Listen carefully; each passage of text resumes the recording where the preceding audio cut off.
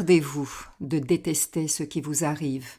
Cela pourrait être le meilleur pour vous. Ainsi, la sagesse populaire rappelle ce précieux précepte à ceux qui se laissent envahir, bousculer, emportés par les vagues de leurs émotions au jour le jour. Face à ce qui survient, bon ou mauvais, il convient de garder son calme. Écoutons cette jolie histoire qui nous invite à l'équanimité.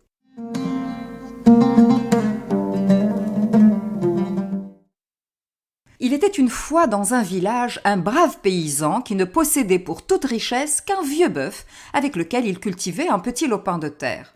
Or un jour, cette bête meurt de vieillesse naturelle et notre homme en est désemparé.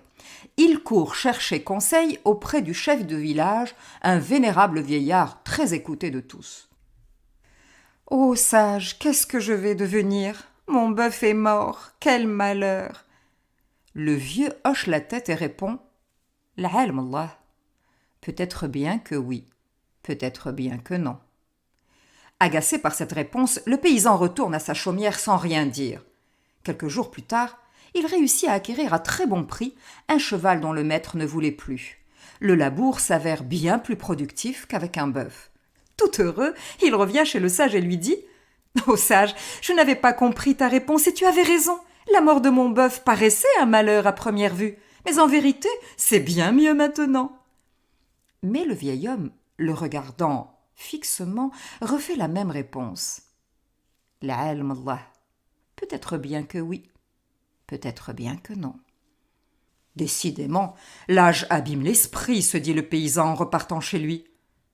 Hélas, le lendemain, son fils fait une chute à cheval et se brise la jambe. Il ne peut plus aider son père aux moissons. Effondré, le paysan revient en larmes chez le sage du village.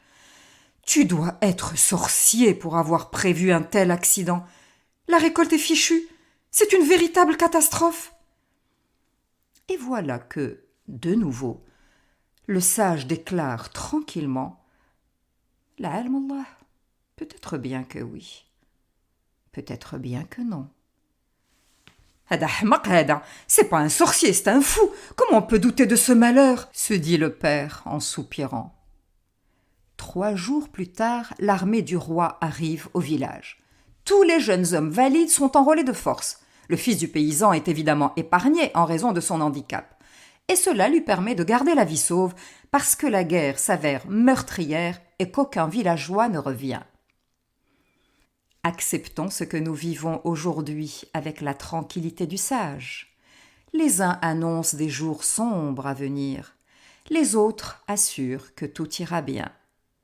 La ilm Allah. Peut-être bien que oui, peut-être bien que non.